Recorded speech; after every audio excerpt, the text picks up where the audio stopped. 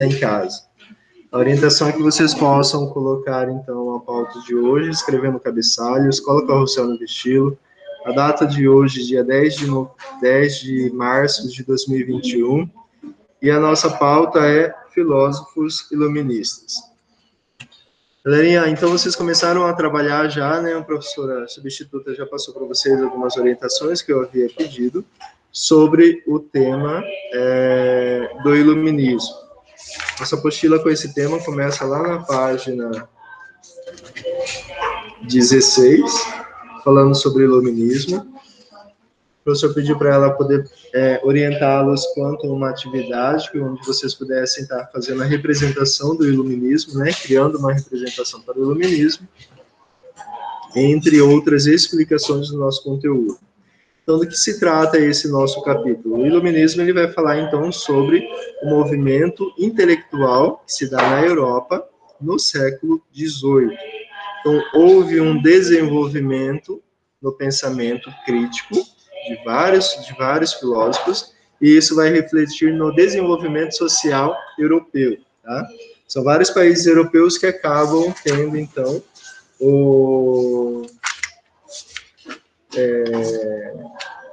promovendo, né, participando desse movimento, a qual traz, entendido ali como o século das luzes, o qual traz novos pensamentos à realidade a qual as pessoas, nesse período do século XVIII, estavam vivendo na Europa. Dá uma olhada na página 17 da apostila de vocês. Ali a gente faz uma recapitulação sobre o conteúdo trabalhado no capítulo anterior, tá? Vai tratar sobre o humanismo, absolutismo, renascimento e mercantilismo. Estudado, na verdade, não no capítulo anterior, estudado em outra fase dos nossos estudos, mas que a gente consegue fazer uma descrição. Vocês aqui na sala conseguiram fazer página 17? Fez? Passou para vocês? Página 17. 18 e 19. 21, até 21. Ela fez até 17, 18, 19, 20 e até 21. 20 e 21, ok. Galerinha, quem está em casa, vocês conseguiram desenvolver página 17 até a 21? Sim, professor. Sim? Ok. Daqui a pouco a gente vai dar uma olhada no CA, tá? Que parece que houve um atraso no desenvolvimento de algumas atividades do CA. Isso eu não sabia. Tá. Galerinha, então a proposta do conteúdo era justamente a gente poder falar um pouco sobre esse movimento intelectual, tá? Lá na página 18, nós já temos uma interpretação de texto, a qual vocês precisariam estar falando um pouco sobre a questão da existência ligada ao pensamento de Descartes. Faz a leitura, interpretação, quem não fez, quem não desenvolveu a atividade, faça a interpretação do texto e aí desenvolve essa atividade. Como vocês mesmos disseram, página 17, a professora passou para vocês qual era, então, a resposta, né? Eu acredito que ela deve ter dado um tempo para vocês responderem. Quem não conseguiu desenvolver, né, precisaria fazer ali, acompanhar a correção da professora. Na página 19, nós temos também um outro item que, na verdade, vai fazer só vai apenas recapitular questões relacionadas lá à abertura do capítulo, página 17, tá? Onde fala do conceito do humanismo, ou seja, eu pego conceitos ligados ao humanismo, o racionalismo, e aí eu consigo desenvolver as questões número 1 e número 2 da página 19. Lembrando que ali na página 19 fala sobre o método criado por Descartes, tá? Em seu livro, Discurso do Método, onde ele acaba criando ali algumas operações para se conhecer realmente o que é verdade, tá? Então, existem algumas operações para ter um conhecimento seguro. Galerinha, aqui a gente já começa a perceber a necessidade desses pensadores, desses filósofos pensadores, de poderem passarem orientações corretas acerca da existência humana. Então, uma tentativa de entender a realidade, uma tentativa de explicar com maior clareza a realidade. E a filosofia nada mais é do que isso, tá? Tentativa de explicar a realidade de uma forma racional. Ocorreram aí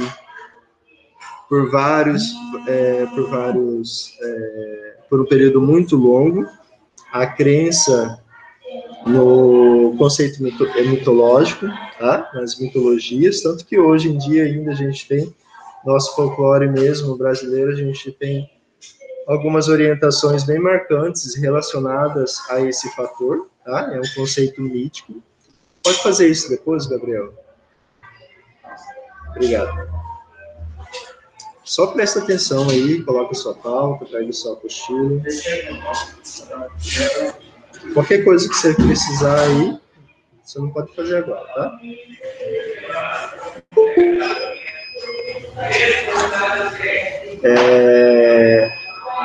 E aí, dessa forma, esses pensadores puderam, então, dar maior segurança ao conhecimento. Deixa eu perguntar para vocês, como está funcionando para vocês a cobrança da câmera? Só estou vendo o Miguel e a Ana Gabriela. E os outros? Por que não estão utilizando a câmera? Por que não deixaram a câmera ligada?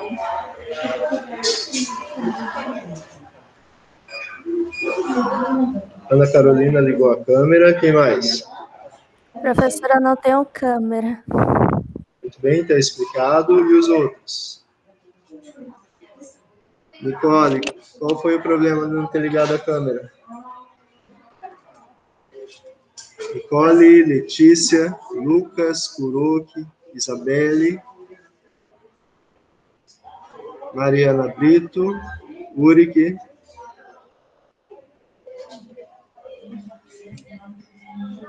Esses alunos... Oi. Ouviu? O professor perguntou da câmera?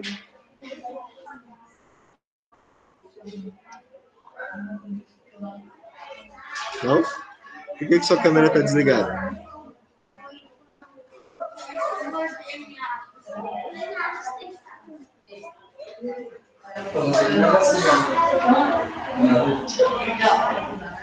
Porque não quer ligar?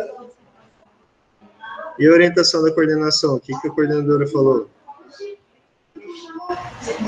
Se não quiser, não precisa ligar, é isso?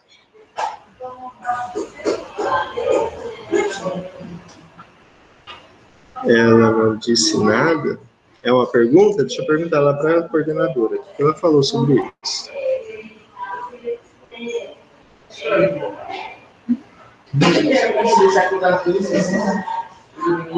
Desculpa? Quando aconteceu? Porque é o momento onde esses filósofos acabam trazendo maior clareza de pensamento, um pensamento mais crítico. Tá? Então, foge daquela ideia voltada para conceitos religiosos. Pode. Em Mariana, eu vou confirmar com a coordenação, tá? Qual foi a orientação? Se o aluno liga quando quer, liga se não quer. Quando você falou. Só um pouquinho, tá, Lucas? Hã? Não, depois eu vejo. Crianças, vamos lá, rapidinho. Voltando ao nosso conteúdo. Rafa, a pergunta do Lucas Alves é por que esse momento ficou conhecido como o século das luzes? É justamente porque houve um momento onde esses pensadores filósofos puderam dar maior clareza a alguns pensamentos, até mesmo fugindo de estereótipos, conceitos ligados à Igreja Católica, onde a Igreja Católica ou outras instituições de controle acabam mantendo, então, o controle sobre o pensamento. A partir de agora, os filósofos iluministas vêm demonstrar que é possível a ideia da racionalidade. O ser humano é capaz de raciocinar, de pensamento crítico, de formar ou criar conceitos ligados a um pensamento um pouco mais radical, um pouco mais crítico, tá? Não no sentido de criticar ou ir contra todo e qualquer pensamento que era colocado ou que já havia sido colocado anteriormente, mas um pensamento onde eles pudessem, então, estar entendendo melhor a realidade que os cerca, tá? Por exemplo, lá na página 20, a gente fala sobre o John Locke, tá?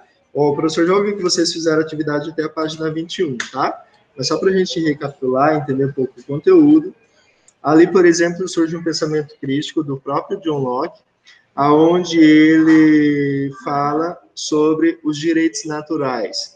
Então, é como se estivesse despertando nós, seres humanos, a um pensamento crítico, entendendo que nós temos direitos naturais.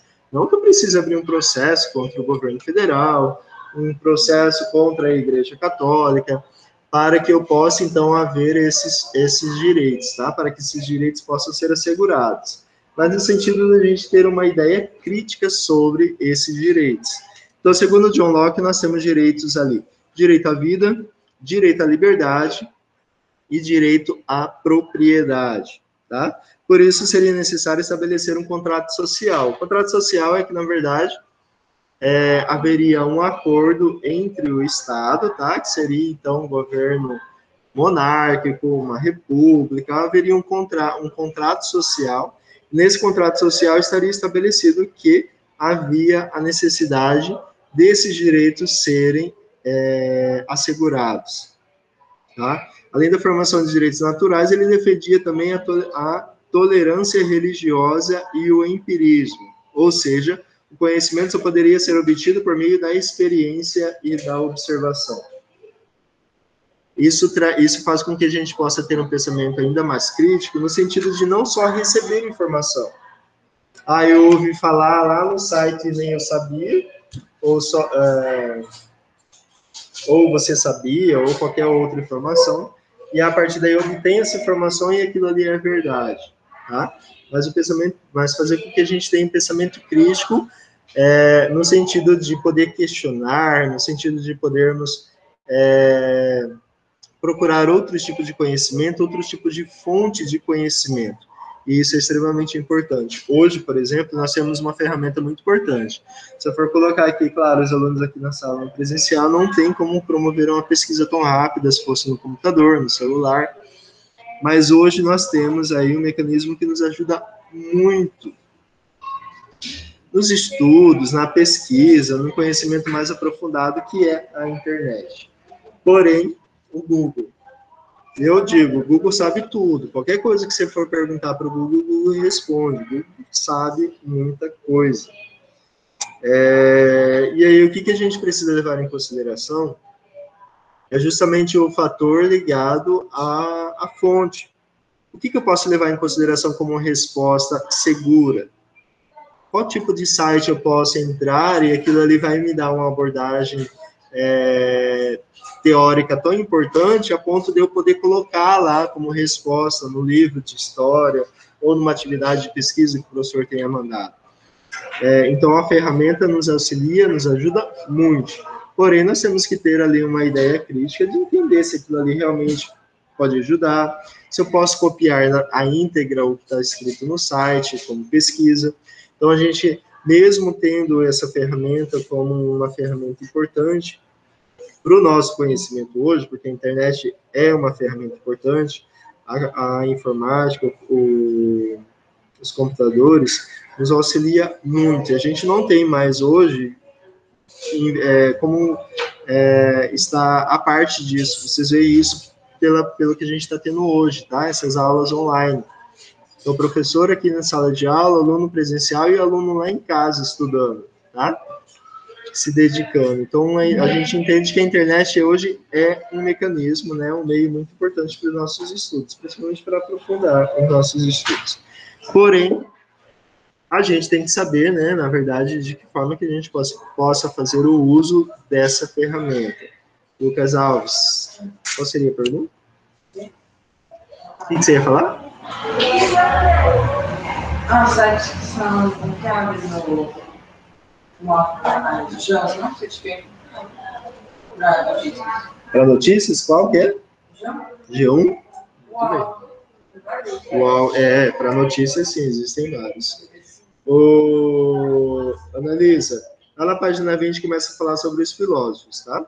Que é o tema da nossa pauta de hoje, filósofos iluministas. Então, a partir daí, a gente tem ali algumas orientações falando de momentos, de localidades, onde há maior presença, algumas figuras marcantes desse conhecimento crítico que surge ali no século XVIII, que vai fazer com que a gente entenda que são os iluministas ou o século das luzes, que é o século XVIII. Um dos primeiros filósofos, lá na página 20, a ser estudado, analisado, é Voltaire. Voltaire é, então, um filósofo bastante crítico, tá? Principalmente relacionado à Igreja Católica, tá? Tanto que ele faz uma declaração ali contra a Igreja Católica, né? Para o povo, para a população, onde ele diz ali, em sua frase, esmagai a infame, tá? Esmagai, destrua, né? Num sentido bem marcante, pejorativo, claro, mas bem marcante em relação à Igreja Católica, tá? Pejorativo no sentido de falar com que a Igreja fosse, a Igreja Católica, entendida, então, como sendo a infame, tá? Ali a gente percebe que há um conflito muito grande do pensamento de Voltaire, tá? Com a Igreja Católica, tá?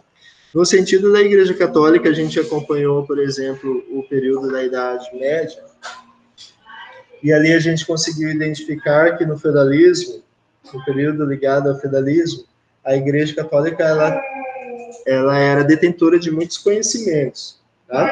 Tanto que lá no 7º ano, a gente estudou, por exemplo, sobre o humanismo, sobre o período da Idade Moderna, onde há já um esclarecimento, né? O período da Idade das Trevas, que foi o período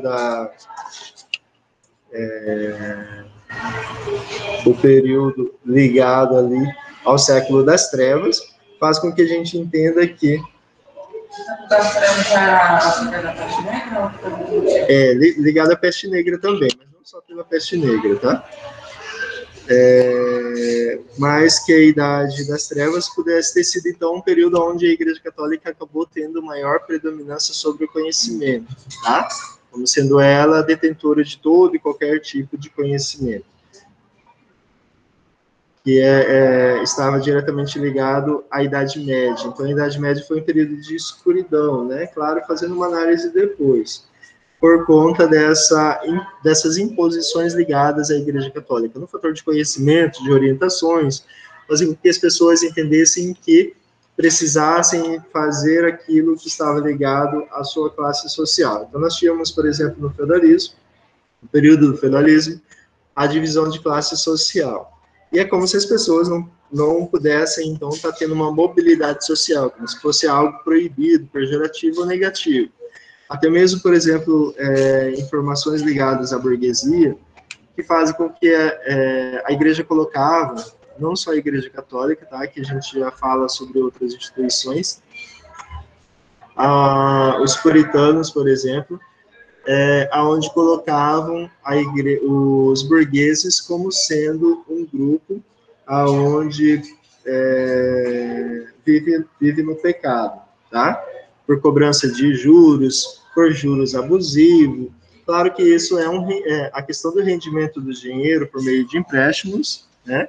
Desde que não seja, a partir do momento que se começa a ser cobrado um juros muito alto, é algo negativo, tá? Então, essas colocações fazem com que a gente entenda que a Igreja Católica, ela se opunha a muitas questões. E isso é algo que reflete depois no pensamento filosófico, onde eles querem se libertar dessas imposições. Então, Voltaire é um crítico muito marcante, então ele faz uma crítica muito séria à Igreja Católica, tá? Defendia também a diminuição dos privilégios da Igreja e da nobreza, pedindo, então, maior liberdade à imprensa e cobrando imposições justas também dos líderes, tá? O sistema de governo que fosse implantado. Página 21, então, tem uma atividade, a qual vocês iam fazer leitura, né, do item, e marcar a opção. Qual a opção que vocês marcaram? Letra A. E vocês em casa, fizeram correção? Sim. Opção letra A, né? Página 22, falando a respeito do Barão de Montesquieu. O Barão de Montesquieu é um outro pensamento crítico, onde ele acaba trazendo ali conceitos ligados à posição política. Então, nesse período, o francês ele acaba criando ali em sua obra o Espírito das Leis, um pensamento um pouco mais crítico relacionado à ideia de política, tá? Para Montesquieu, então, havia a necessidade de termos uma certa liberdade na questão política. E aí ele defende a ideia de que no poder político, a ideia de que no poder, o poder absolutista, os governos atuavam com âmbitos de pessoas. Além disso, envolvia guerras frequentes, gerando sofrimento. Então, o poder absoluto, ele trazia reflexos negativos. O Barão de Montesquieu, assim como outros pensadores, fazem críticas não só ao ambiente político, mas também a conceitos ligados a fatores sociais e fatores econômicos. Jacques Rousseau, página 22, vem com o seu livro descrito como Discurso sobre a origem da desigualdade social e o contrato social. Para Rousseau, a ideia de desigualdade social, ela surge justamente quando ocorre a ideia ligada à propriedade privada. A existência da propriedade privada é a chave para a desigualdade social. O que é a propriedade privada? Faz ideia, Gabriel? O que seria a propriedade privada? A propriedade que é de uma pessoa.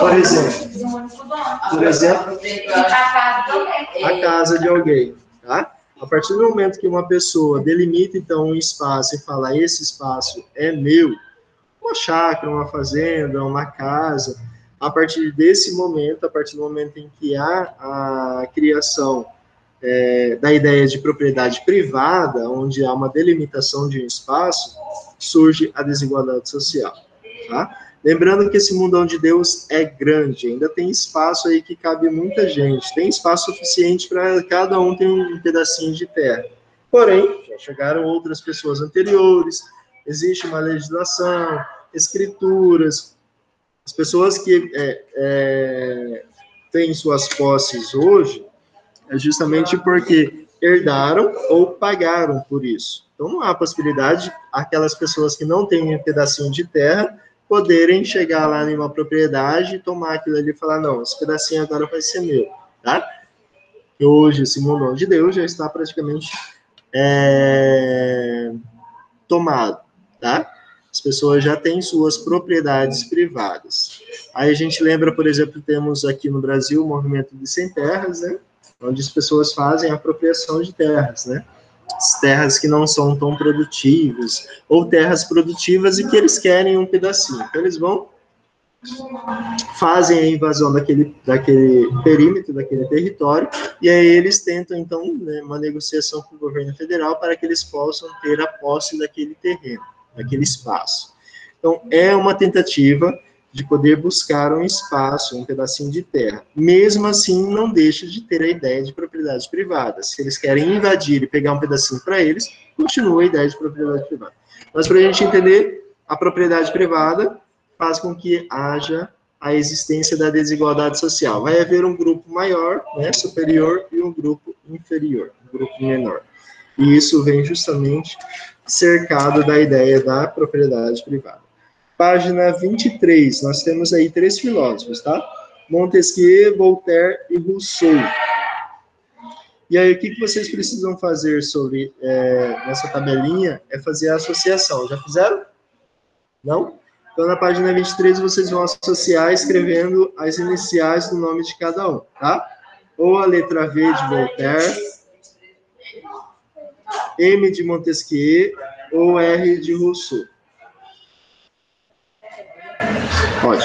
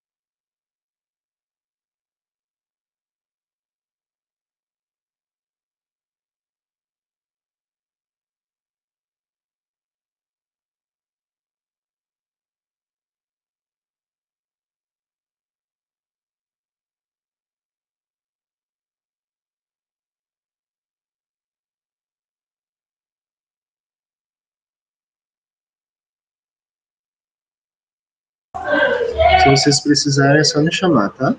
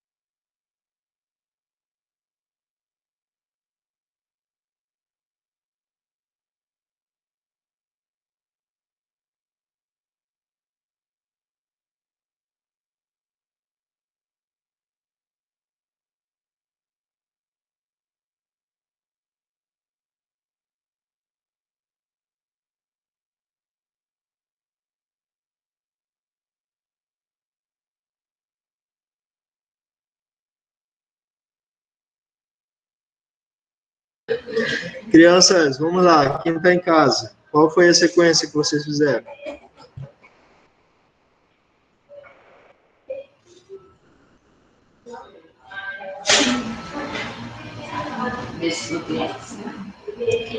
Galerinha de casa, terminaram? Página 23, fazer a sequência. Ninguém pode falar como ficou?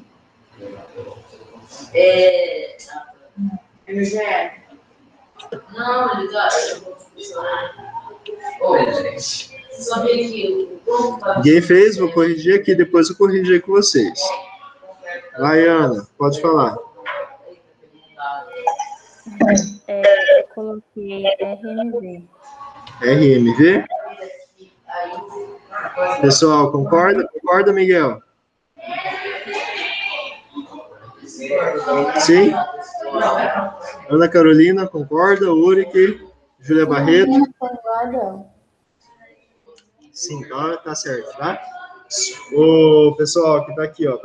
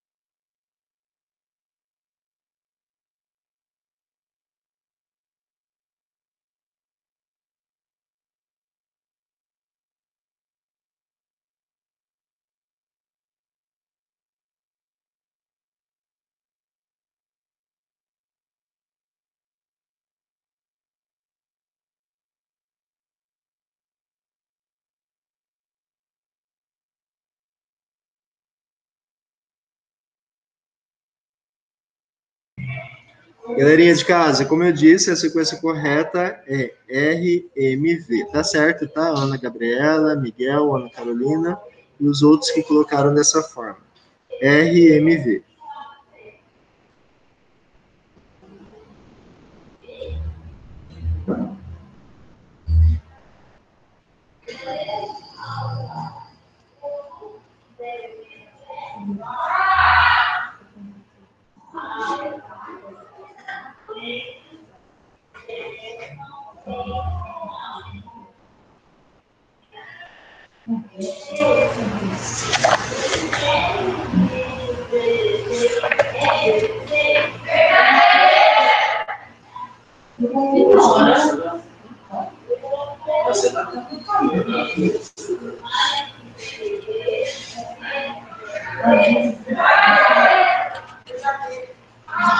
Crianças, na sequência, a gente permanece com informações relacionadas ao enciclopedismo. Vocês já trabalharam, já viram alguma enciclopédia? Já, Ana? Já viu alguma enciclopédia? Já, Lucas? Aonde? Livraria? E você, Catarina? Alguma enciclopédia você já viu? Já teve contato? Já abriu? Já? Hã? O Google? De outra forma, né? Na verdade. Porque você não tem acesso à parte física, né? Crianças, então o que é uma enciclopédia? Vocês fazem ideia? É um dicionário maior. Isso, é onde reúne várias informações, né? Não é só a definição da palavra como se fosse um dicionário, tá? Mas é uma explicação mais aprofundada. A ideia de enciclopedismo é justamente essa reunião. Como nós estamos falando dos surgimentos de pensadores, filósofos, um conhecimento um pouco mais crítico, ou muito mais crítico para o conhecimento daquela realidade. O enciclopedismo é um movimento onde há reunião de vários conhecimentos, já que houve um aprofundamento de informações, um estudo mais crítico, teorias científicas, assim como a gente viu Descartes, né? Até mesmo vocês já devem ter estudado plano cartesiano em matemática. Então, é um conhecimento já científico, muito mais aprofundado. Então, o que os pensadores fazem? Eles promovem a reunião desses pensamentos, a reunião dessas informações. Se vocês pegam uma enciclopédia... Um momento, estou falando demais.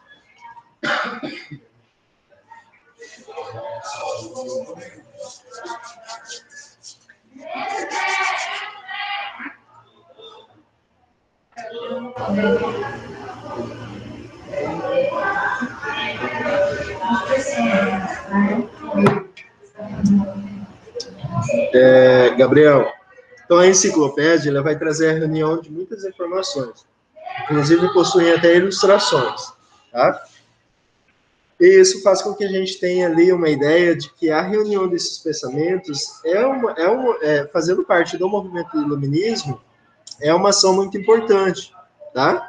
Tanto que existiam ali até mesmo no período conhecido ali na Idade das Trevas, ou do período da Idade Moderna ainda, tá?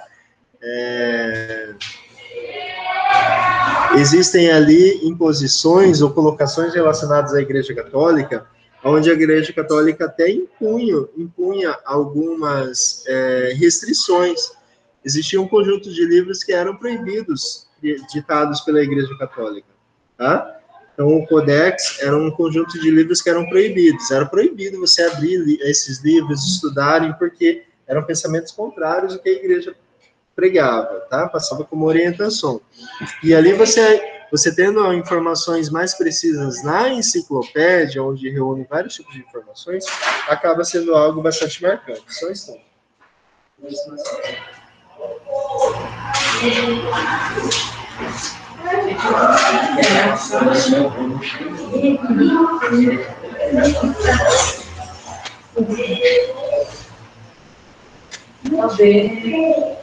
Aqui na escola nós temos, ó, na biblioteca ali. Tá? Enciclopédia. Se vocês vêm aí na casa do vô, da avó, ou até mesmo o pai e mãe tem lá na estante aquele sequência de livros, todos com a mesma capa, sequência 1, 2, 3, já prega a ideia de enciclopédia, tá? Então ele vai trazer algumas orientações mais aprofundadas, como eu disse, o Diogo respondeu que enciclopédia é como se fosse um dicionário mais aprofundado, maior. E, na verdade, ele não traz só a definição do que são as coisas. Ele traz um conhecimento um pouco mais aprofundado, tá? Então, ele explica, assim, o que é e traz ainda outras ilustrações. Esse movimento, essa ideia de enciclopédia, ela surge ali com o pensamento dos próprios filósofos, tá? Aqui é uma das sequências, por exemplo, essa enciclopédia, ela vai da letra C até a letra E. E aí vai dar sequência na F em diante, tá? Então, existe uma sequência. Então, é um conjunto de várias informações, essa daqui é somente da letra C até a E, tá? E traz conhecimentos científicos, conhecimentos populares, traz as ilustrações, imagens, que faz com que a gente entenda que há uma possibilidade de uma explicação um pouco mais aprofundada, tá? Então, quem tem aí enciclopédia em casa, uma das enciclopédias mais famosas da editora é a Barça. A Barça, ela tem várias sequência bastante grande aí de enciclopédias, tá? Para as mais específicas áreas. Essa verde, na verdade, é um dicionário ilustrado. E não é enciclopédia. É só o dicionário ilustrado. Funciona como se fosse, né? Aqui é da letra G até a letra Z, de português e inglês. Traz ilustração também e tradução das palavras. Certo, galerinha? Exatamente. Era isso. As pesquisas, antes a gente pesquisava em livros, tá? A gente tinha um contato maior. Hoje em dia, por exemplo, como eu disse lá no começo da aula, vocês possuem uma ferramenta hoje, nós professores também, de pesquisa que é muito importante, que é a internet, tá? Mais um tempo atrás, a gente precisava, como não tinha instrumento na internet, a gente precisava ir às bibliotecas, tá? Mas ainda hoje é preciso, tá? Tanto que se vocês forem nas universidades da nossa cidade, vocês vão ver que na biblioteca há uma frequência maior de visitas, tá? Então, muitos estudantes precisam ir, porque precisa do embasamento teórico desses livros, tá? Então, quando chegar a vez de vocês, vocês vão ver que não é só importante a internet como pesquisa, mas também a biblioteca, a questão física, né? Se pegar um livro, abrir o livro, precisar fazer um resumo ou talvez uma explicação de parte de um livro, então você vai precisar da parte física, tá? Então, enciclopedismo é isso, tá, galerinha? A necessidade da reunião de várias informações, e isso vai surgir com o enciclopedismo. Deixa eu ver se eu abro o arquivo aqui, para que a gente possa falar sobre ele.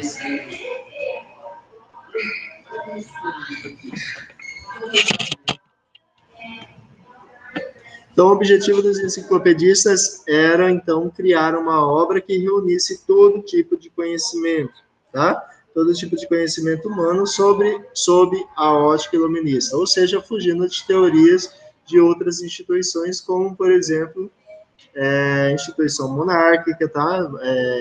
Política ou instituição religiosa. Então, a reunião desses pensamentos estariam voltados ali para o conhecimento mais específico, ligado a esses novos conhecimentos dentro da ótica iluminista. Os principais envolvidos na produção desses livros foram, então, Diderot e D'Alembert.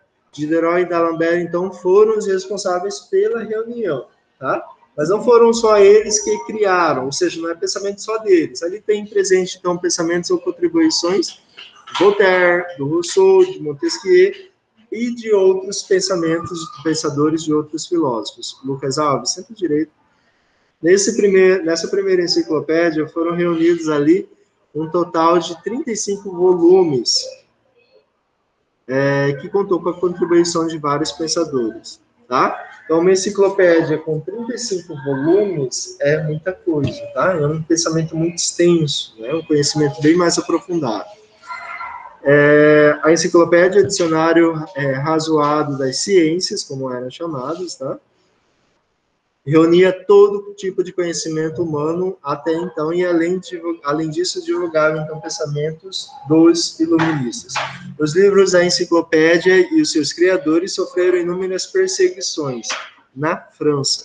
Suas obras foram incluídas no Index, tá? Que eram, então, os livros proibidos pela Igreja Católica, que considerava ali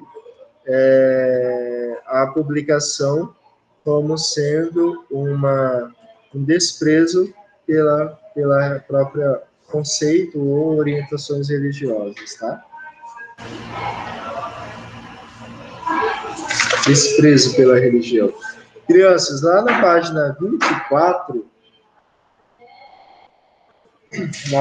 24, vocês têm uma atividade ali no item cotidiano. Vamos desenvolver essa atividade rapidinho. Faça a leitura e desenvolva a atividade. Galerinha de casa também, tá? Página 24, o item cotidiano.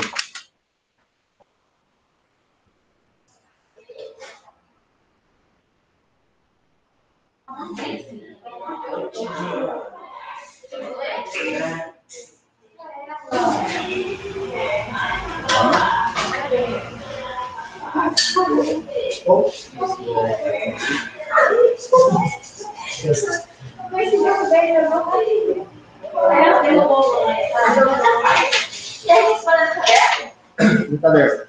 Crianças, não? Isso. Coloca o cotidiano e aí vocês vão respondendo assim, como se estivesse criando um texto para explicar, tá? Não precisa cada uma das perguntas uma resposta, tá? Mas como se vocês fossem elaborar um pequeno texto para poder responder.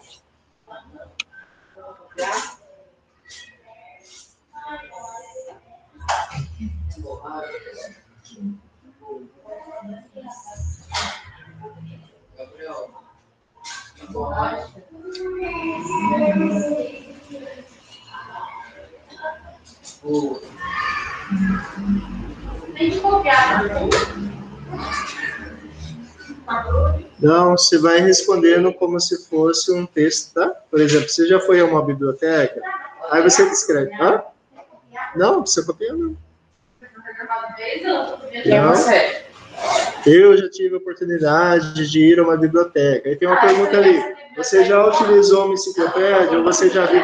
Não, não, nunca utilizei uma enciclopédia. Porém, minha mãe e meu pai já utilizaram. Ou eu já tive o contato, já vi na estante da minha avó, do meu avô, enciclopédia. Porém, não tive a oportunidade de utilizar ainda. Nunca foi?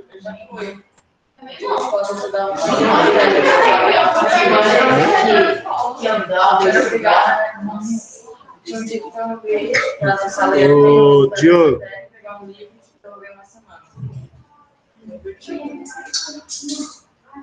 Gabriel. Aí assim, eu não fiz copiar.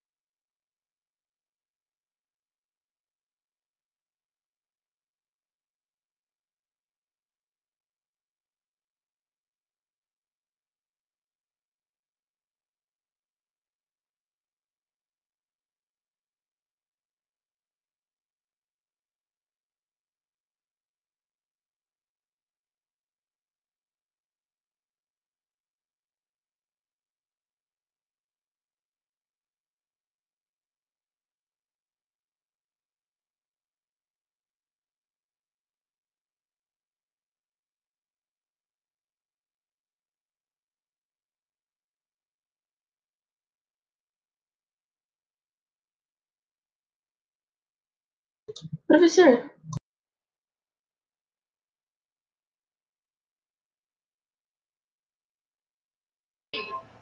Oi, criança. qual é a pauta? A pauta é filósofos iluministas. Obrigada. Tem nada? Dafizinho, tô falando com você. Lá no chat.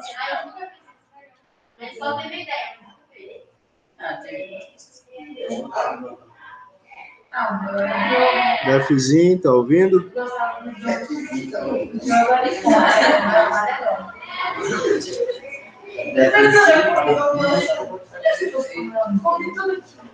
Coube?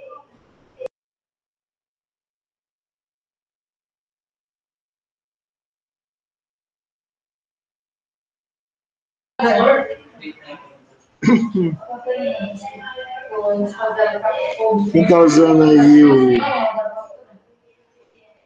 Quem tá usando aí o codinome da Fizinho, por favor, fala com o professor. Ou no chat ou libera o áudio, por favor.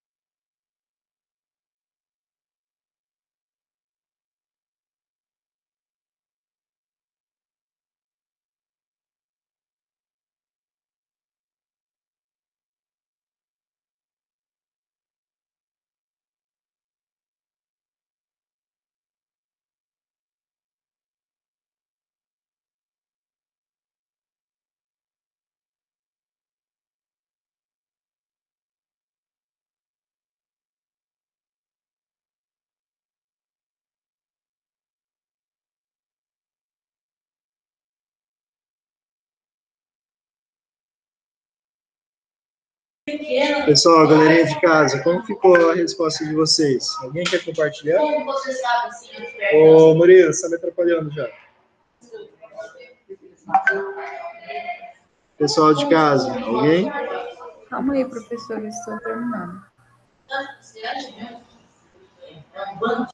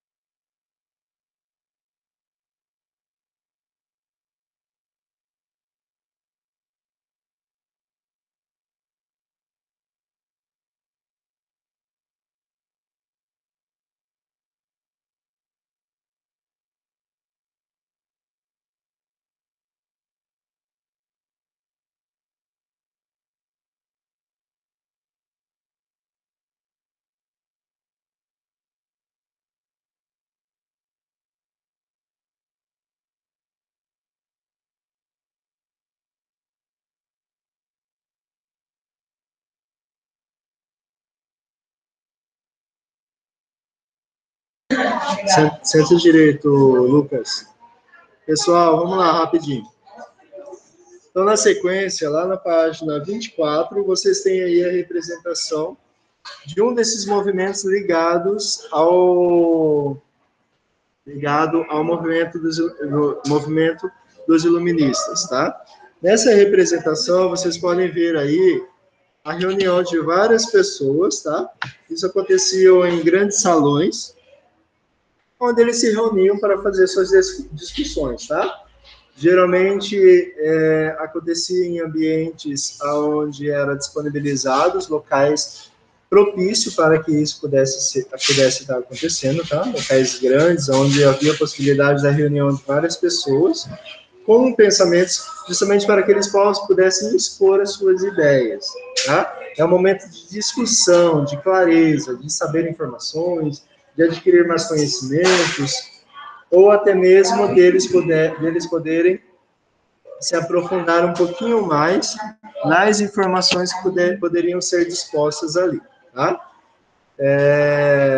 O iluminismo buscava iluminar, ou seja, levar as pessoas à luz do conhecimento. Por isso o termo iluminismo, levar à luz do conhecimento, das informações, aprofundar ainda mais as informações que eles já possuíam, ou até mesmo esclarecer algumas outras informações, com a finalidade de construir uma sociedade melhor e livre da superstição ou em direção ao progresso, ou seja, um pensamento um pouco mais crítico, tá? Era comum que os filósofos eles se encontrassem em salões literários, onde eles pudessem estar discutindo suas ideias e liam seus escritos para uma plateia atenta, justamente porque as pessoas que iam para aquele salão iam com o objetivo de poder conhecer, adquirir conhecimento. Tá? Galerinha, trazendo para a nossa realidade, não digo que o tempo todo o aluno tem que ficar de boca fechada, não pode falar nada. Aí a gente tem que ficar virado para frente, boca fechada, o professor não quer que fale nada, não quer que converse. Há um momento da gente descontrair, momento da gente conversar, trocar ideias, mas o nosso objetivo de nos reunirmos a partir das 7 da manhã até as 11h20 é para estudar. Só que eu não posso vir para a escola para ficar conversando, desenhando ou distraído o tempo todo. Eu não tenho, ou mesmo em casa, tá? Eu vou me colocar lá online na aula e vou ficar jogando. Eu tenho que ter um objetivo. Aqui o pensamento dos filósofos, eles fazem com que a gente entenda que eles iam para lá para adquirir conhecimento, para aprofundar, eles eram atentos a tudo que estava sendo colocado, tá? Então, isso acaba sendo um exemplo, né, bem legal para que a gente possa levar em consideração. O professor sozinho ou a instituição da escola não consegue fazer tudo, tá? Existe a necessidade do aluno em casa se dedicar, fazer uma leitura, se tem dúvidas, perguntar ao professor, pesquisar, fazer a tarefa é algo importante, a tarefa é diária, tá? Por exemplo, hoje, o momento que a gente for levar a tarefa para casa, eu vou fazer a tarefa hoje, ela tem que ser feita hoje, porque amanhã tem outra tarefa para ser realizada. E hoje eu já adquiri conhecimento, já aprofundei um pouquinho mais, então eu sei do que se trata. Porque se eu for fazer só na terça-feira que vem, aí eu vou perder muito tempo, às vezes eu posso até esquecer que teve tarefa, chego na sala de aula sem tarefa. Então, a tarefa é uma extensão daquilo que a gente faz em sala de aula, tá? Então, só para a gente poder utilizar o nosso conteúdo a nosso favor. Então, a gente está vindo para a sala de aula ou está entrando nas aulas online com o objetivo de aprofundar o nosso conhecimento, de estudar. Então, a gente precisa aproveitar ao máximo, tá? Continuando. Na tela artista aí foram representados vários importantes filósofos, como Rousseau, Montesquieu, Diderot, D'Alembert. Elas foram reunidas, né? Se reuniam para a leitura da obra, de uma das obras, escrita por Voltaire. Então, essa representação que está aparecendo para vocês é a representação dos salões literários, onde os filósofos se reuniam para, então, discutir esses conceitos, esses novos conceitos, novas ideias que surgiram com o Iluminismo. Escrito por Voltaire. Crianças, lá na página 25... Lá na página 25, a gente fala sobre liberalismo econômico, que vamos ter um aprofundamento ainda maior. Deixa eu ver quando. Nos conteúdos mais para frente, acredito que no segundo bimestre.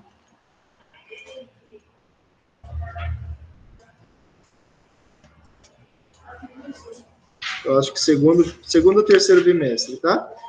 Não, eu acho que no terceiro bimestre. Vamos falar sobre os movimentos, pensamentos ligados a ideologias da Europa. Ideologias que também surgem a partir do século XVIII. O liberalismo faz parte de uma dessas ideologias, tá? Que é o capitalismo. O capitalismo é uma ideologia que está voltada ali para enriquecimento, voltada para a atividade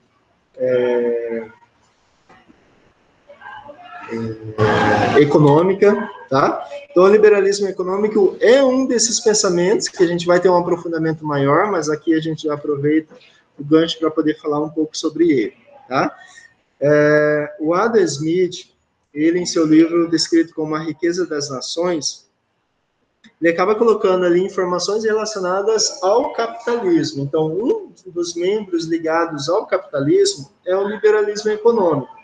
O liberalismo econômico, ele prega a necessidade da economia ter uma certa liberdade. Nem tudo precisa ser pregado, orientado pelo governo. Aqui a gente está falando de absolutismo, mas podemos falar também sobre o regime político que nós vivemos hoje, tá? Que é uma república. O governo, ele não precisa comandar toda a economia. De que forma, professor? Por exemplo, se eu quiser abrir uma fábrica de botas, o governo, ele não vai me orientar, ele pode até me orientar, mas ele não vai me determinar. Você não pode abrir uma loja de botas, você vai abrir uma loja de cintos. Ele pode me passar orientação, ele pode falar, já existem 20 lojas de botas, você vai querer abrir mais uma em Campo Grande? Aí ele pode, por meio de outros mecanismos, tá? Ou até aprofundamentos ligados a instituições, como, por exemplo, o SEBRAE, tá? Aí onde eu posso obter informações sobre a abertura de uma empresa, de uma indústria, enfim, tá? SESs, outras orientações, onde eu posso receber outras orientações. Mas há necessidade do governo não interferir tanto na economia. E o liberalismo econômico é justamente essa manifestação, ou seja, pensadores matemáticos estavam preocupados com a interferência constante dos políticos na economia, tá? Onde eles regulavam qual era o produto que você precisaria fazer, aonde você precisaria vender, qual preço você precisaria vender aquele produto, ou seja, eles controlavam toda a economia. Então, havia necessidade de ter uma certa liberdade. Por isso surgem os pensamentos, então, do filósofo Adam Smith, tá? Economista também, aonde ele percebe essa necessidade de dar maior abertura, tá? De dar um pouco mais de liberdade ao sistema econômico. Entre suas ideias, ele acaba reafirmando a lei da oferta e da procura. Então, por que não precisa da interferência do governo na economia? Porque já existe a ideia de oferta e procura, tá? A lei de oferta e procura, ela por si já se autorregula, tá? O que é a lei da oferta e da procura? Por exemplo, quando a gente vê aí o preço do tomate, lá em cima, o preço alto do tomate, o quilo do tomate está R$11. Então, a lei da oferta e da procura se caracteriza da seguinte forma: o preço vai aumentar porque houve pouca produção, tá? Se tem pouca produção, para não faltar no mercado, o preço é elevado, tá? Porque se o preço fica barato, todo mundo compra, acaba e aí não tem mais tomate. Tá? Por que o chocolate também é assim? Depende da oferta. Se tem muito chocolate, por exemplo, tem muitas empresas de chocolate oferecendo chocolate em qualquer esquina, o preço tende a diminuir. Só que é um produto que tem um preço mais elevado, tem um tratamento para que possa ser feito. Então, é um pouco mais difícil ter um preço, mas para nós é prático dessa forma. Para a indústria, não. O que eles querem? Coloca um brinquedinho para deixar mais caro. O que você falou, Lucas, no começo da aula? Kinder Ovo, né? Kinder Ovo, por exemplo. Um Kinder Ovo, R$10. Então, a gente percebe que a elevação do preço está relacionado ao produto, tá? Ô, Murilo, mas então, para a gente poder entender o sistema econômico,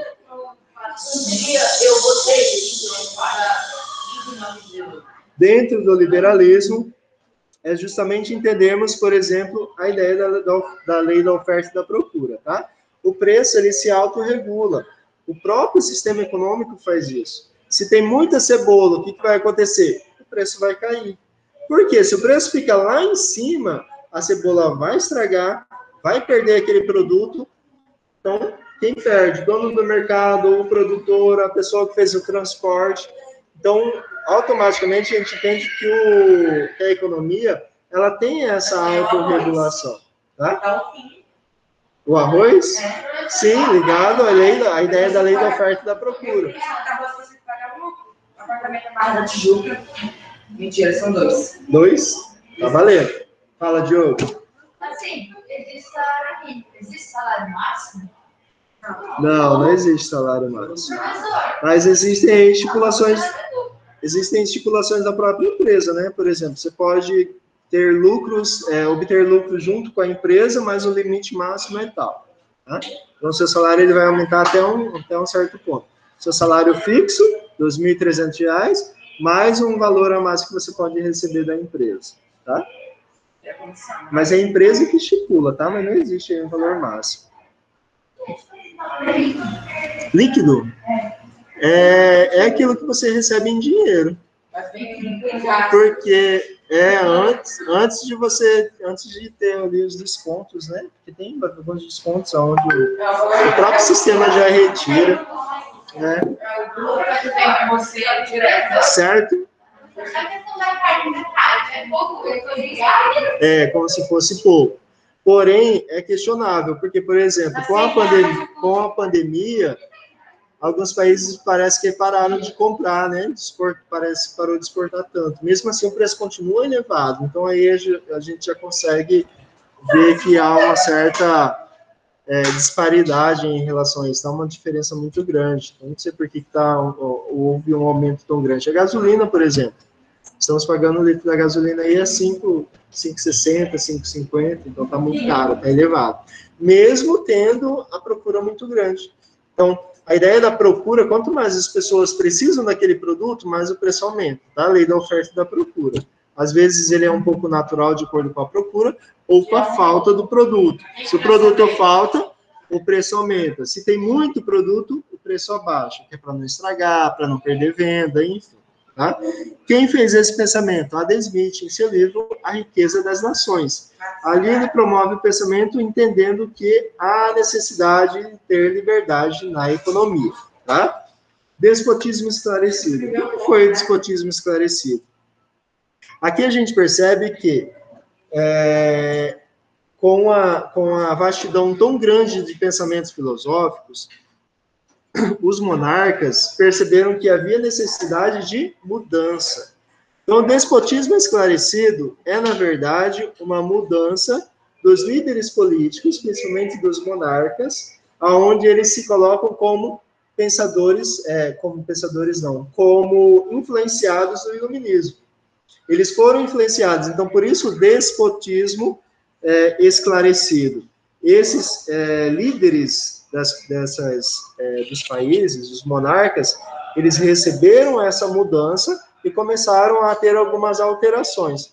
Então, é como se a gente fosse entender como sendo os monarcas orientados pelo iluminismo. Eles perceberam que havia necessidade de uma mudança, porque vários filósofos falando contra eles, contra a sua atitude, contra os seus pensamentos, contra as imposições, e eles perceberam que eles precisariam abrir brecha. É igual nós pensarmos, por exemplo, na reforma religiosa. Pode. Na reforma religiosa, a Igreja Católica percebeu que havia necessidade de uma flexibilidade, senão ela ia continuar perdendo fiéis. Então, para não continuar perdendo fiéis, ela dá uma certa abertura, tá?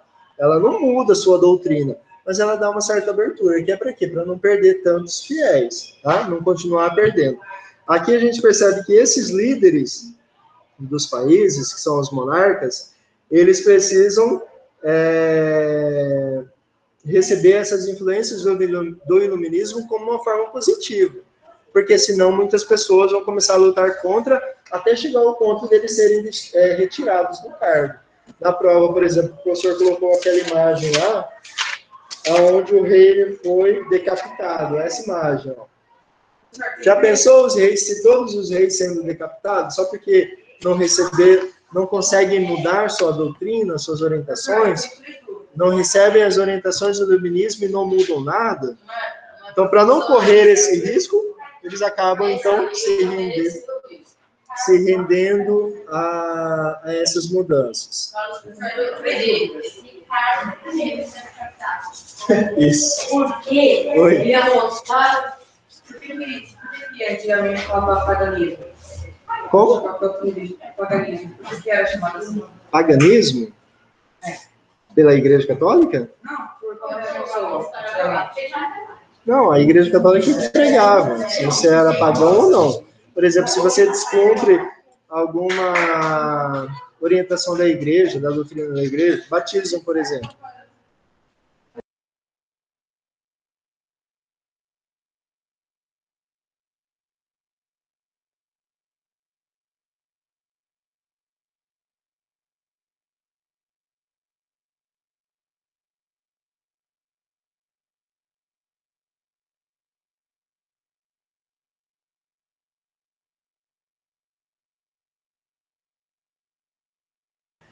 Crianças, vamos lá rapidinho. Para a gente finalizar, eu vou orientá-los a fazer as atividades da página 26. Aqui na sala, tá? Página 26 agora. Vocês em casa também, atividades da página 26. Lá na 26, o primeiro item eu faço na apostila, o segundo item eu faço no caderno, copiar e responder. Qual é o líder espiritual do budismo? Líder espiritual?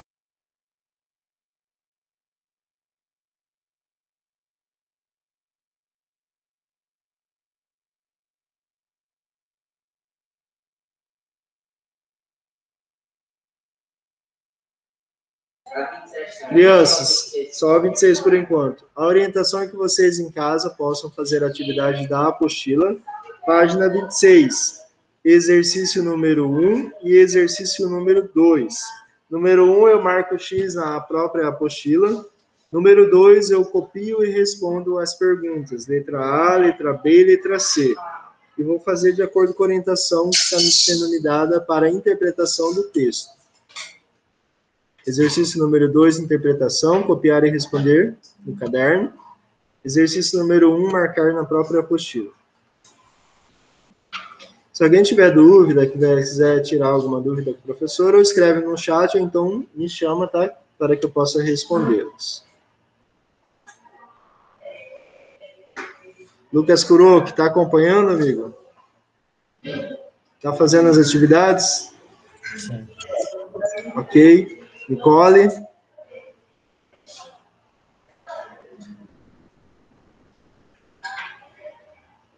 Nicole? Letícia? Nicole não está assistindo aula ou está assistindo e não está ouvindo? Responde no chat, Nicole. Oi, Letícia.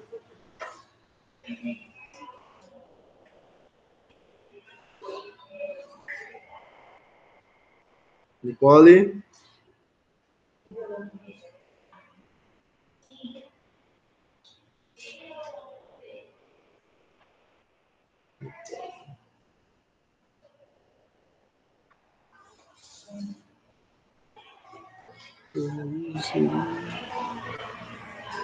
Exatamente, Ana.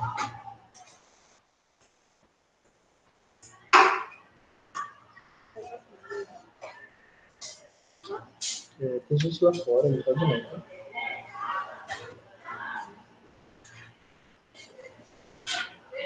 Nicole, vou perguntar lá no grupo, tá?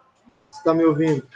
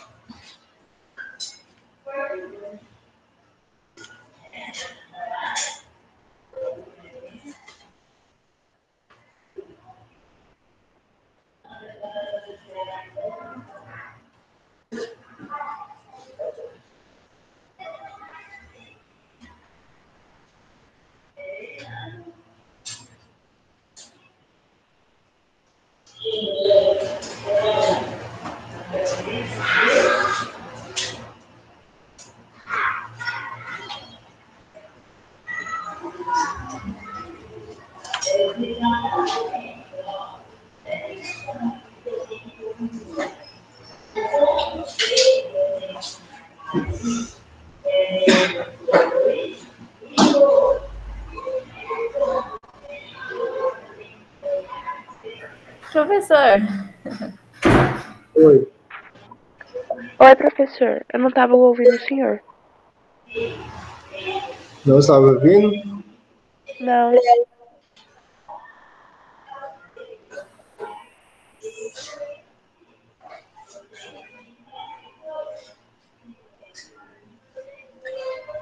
que você estava fazendo? Estava assistindo aula?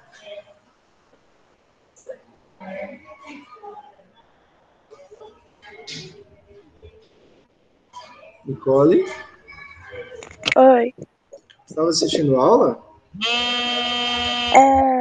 Eu fui beber água rapidão, aí eu voltei agora.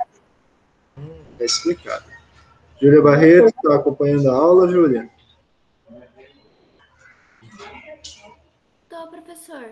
Obrigado, Letícia já respondeu. A Mariana, a gente conversou comigo.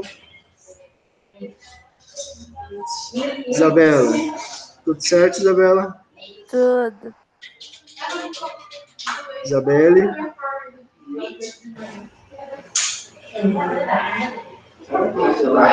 Isabelle? Sim? Se tiver dúvida, me avisa, tá? Fala comigo. Urik, tudo certo? Urik? Oi, professor. Ok. Se tiver dúvida, é só falar comigo, tá? E o Leonardo? Cadê o Leonardo?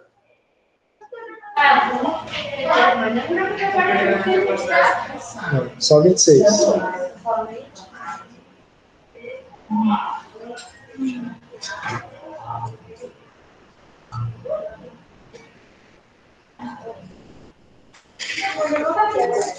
Leonardo? Vou perguntar se você lá no grupo se você já terminou a mudança.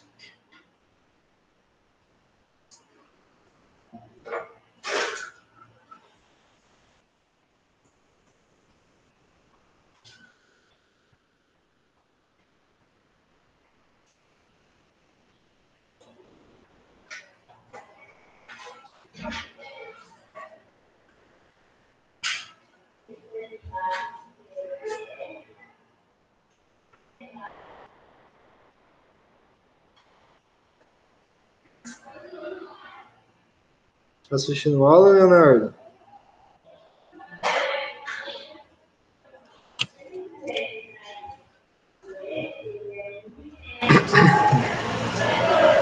Tá demorando para responder, hein, amigo?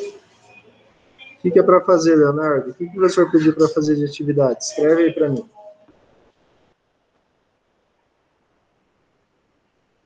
Você está enganado, hein? Nós já passamos dessa página faz hora, amigo. Você não estava assistindo a aula, né, Leonardo? Não. Por quê? Estava fazendo mudança ainda?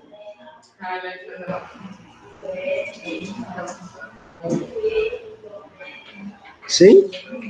Não? Tem que acompanhar, tá? Tem que fazer as atividades, tem que seguir orientação, tem que ficar sentadinho na frente do computador assistindo a aula. Você precisa se preocupar com os seus estudos, tá?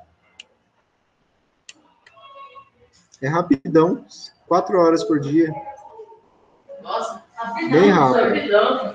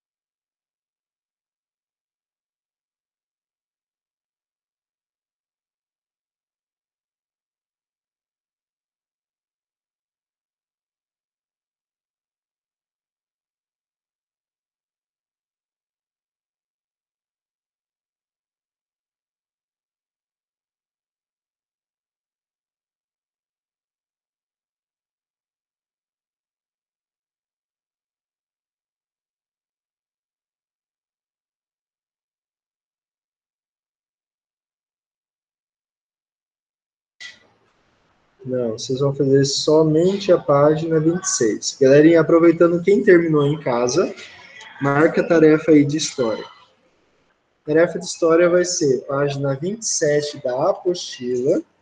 Apostila, página 27.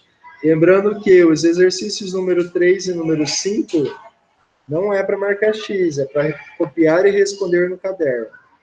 Na página 27, exercício número 3 e número 5 é para copiar a pergunta e responder no caderno.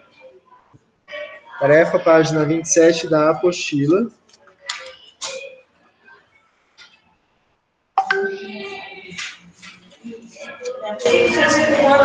Crianças, aqui na sala foi atualizado que a gente deixou de fazer a atividade do CA do capítulo anterior, tá? Então, quem não fez, ou se a gente não deixou, se a gente deixou mesmo de fazer o CA página 7, então vocês vão fazer como tarefa CA página 7 e CA página 10.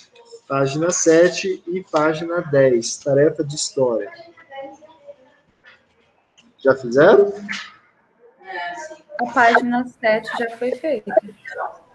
Aqui na sala falaram que não foi feito. Então, quem já Foi, fez, a professora até corrigiu. do CA?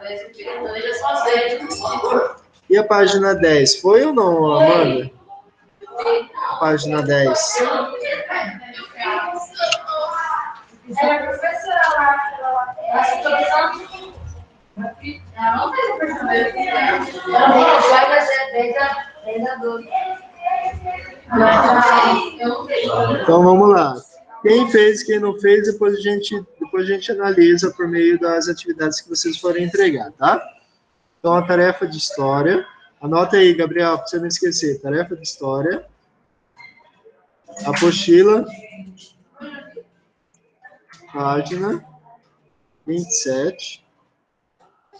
CA, página 7 e 10. Página 7 e página 10. Quem já fez, não tem problema. Quem não fez, vai então fazer essas atividades do CA, página 7 e página 10. Mas no horário vai agora,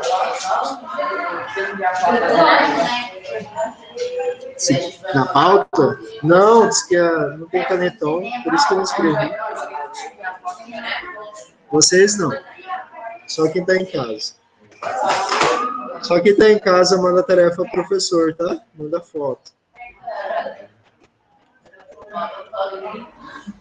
Estou mandando lá no chat para vocês. Tarefa de história, a apostila, página 27, CA, páginas 7 e 10. Eu vou passar aqui na sala olhando se eles anotaram, tá? Só um instante.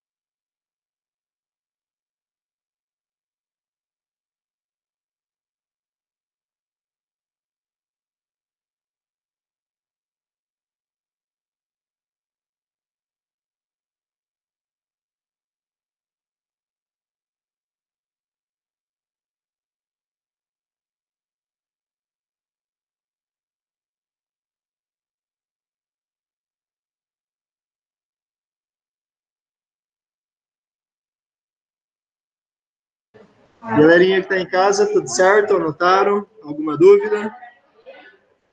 Não? Terminaram a atividade, página 26? Crianças, eu acabei de reforçar a vocês que os exercícios número 3 e número 5 é para copiar e responder, tá? Ou seja, não tem como marcar X lá em uma das opções. A alternativa, o exercício, ele não está pedindo para marcar X, não é de múltipla escolha. É pergunta e resposta. Número 3 e número 5, pergunta e resposta, ok? Galerinha de casa. Então é isso por hoje, tá? Quem tiver dúvidas pode falar comigo lá no chat, no privado. Podem sair da aula. Tchau, professor. Tchau, criança. Obrigado.